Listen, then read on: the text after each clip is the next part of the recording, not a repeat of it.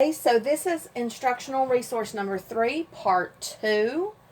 The third question says Henry has 53 gumballs. He went to the store and he purchased 3 bags of gumballs. If each bag holds 10 gumballs, then how many gumballs does Henry have now? So I know that Henry already has 53 gumballs. That's how many he starts with. And then he goes to the store and he buys 3 more bags. 1, 2, 3 more bags. And each one of those bags has 10 in it. So there's 10 in this one, 10 in this one, and 10 in this one. The question is, how many gumballs does he have now? So we're looking for a total. We want to know how many altogether with what he already had. How many does he have once he buys these 3 bags? So there's 2 ways we can do this. We can add 53 plus 10 plus 10 plus 10. And we will get the same answer as if we add 53 plus whatever 10 times 3 is. Because 10 plus 10 plus 10 is repeated addition. So that means I can take 10 and multiply it by 3. So 10 times 3 equals 30. That means he purchased 30 gumballs. Now he has the 53 that he had to begin with, plus he purchased 30. 3 plus 0 is 3. 5 plus 3, 5, 6, 7, 8. He now has 83 gumballs. And that is the answer to the question. How many gumballs does Henry have now? 83. Okay. The next question says, circle all that are true. So we have several equations here. So in order to figure out which ones are true, we need to work each of them out. So the first one says 6 times 7 equals 48 minus 6. 6 times 7 is 42. 48 minus 6 is 42. And you can line that up to subtract it. You can count backwards from 48, 47, 46, 45, 44, 43, 42. And you will get 42. So yes, that is a true statement. The next one says 0 times 14 equals 30 minus 30. We want to see if that's an equivalent equation. 0 times anything is what? 0. So that is a big goose egg. If I have 30 of something and I give 30 away, then I have 0 left. And 0 is equal to 0. So that is also a true statement. The third one says 7 times 9 equals 69 minus 3. 7 times 9, and you can use your 9 trick if you need to. 7 times 9 is 63. And I want to know, is that equal to 69 take away 3, which is 66. 68, 67, 66. Those are not equal, so that is not a true statement. So we will not circle that one. 63 is not equal to 66. The next one on the list says 0 times 1 equals 15 minus 14. This one looks like they're trying to trick you up a little bit. 0 times anything is 0. 0 times anything is 0, even if it's a 1. Anything times 1 is itself. We're multiplying 0 times that, so it's still 0. 15 minus 14, though, is 1. So those are not equivalent. That is not an equivalent equation. Okay, the next one says 10 times 11 equals 116 minus 6.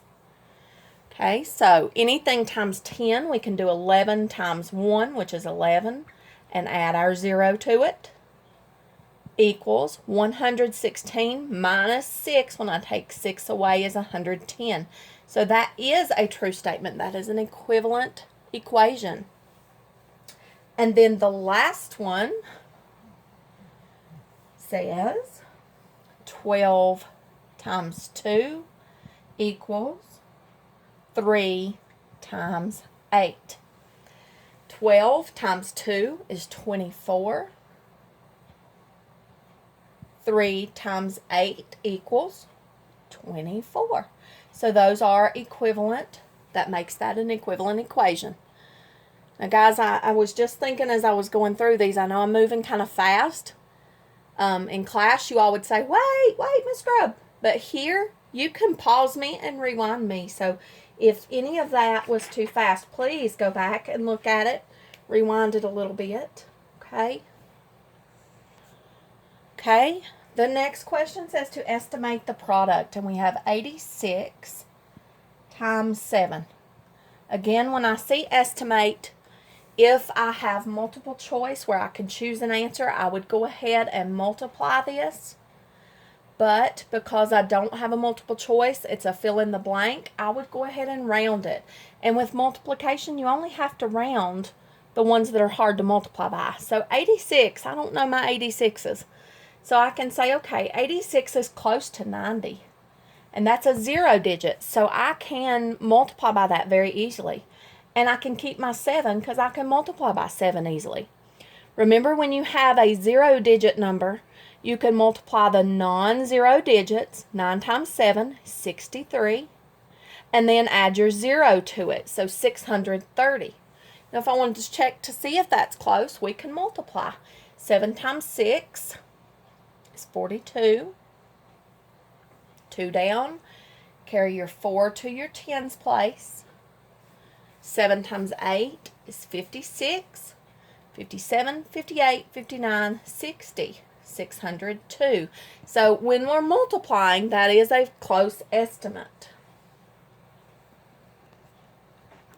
Okay, this is the last question on this instructional resource. We have a square.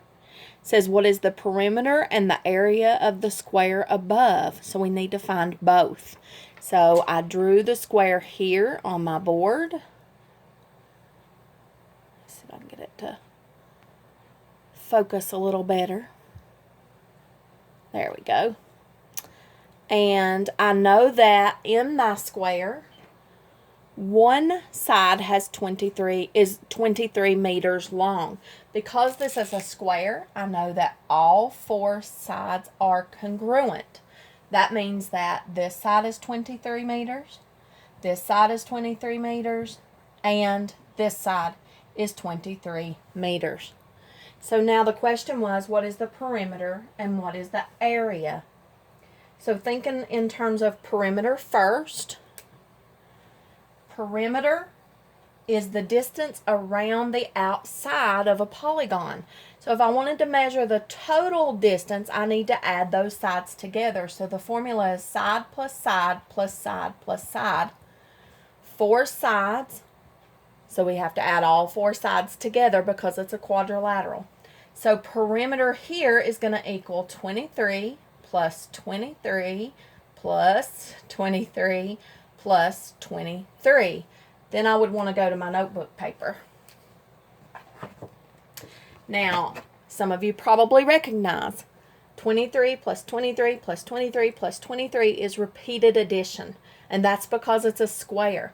So we can also do 23 times 4 to get the perimeter because we are adding 23 4 times. So if I do 23 times 4 on my notebook paper, 4 times 3 is 12. So I put my 2 down and carry my 1 over. 4 times 2 is 8, plus 1 more is 9, so that's 92. 92 meters.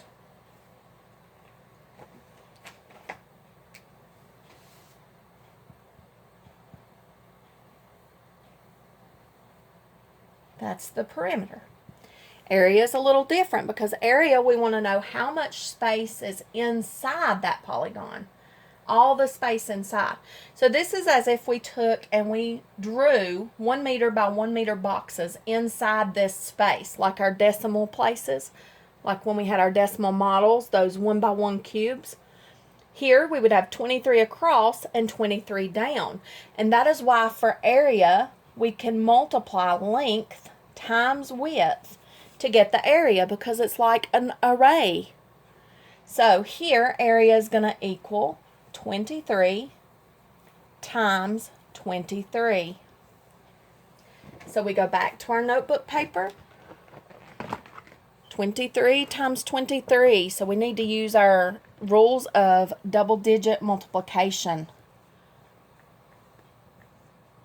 Mama. Who knows? You may be working with your moms today.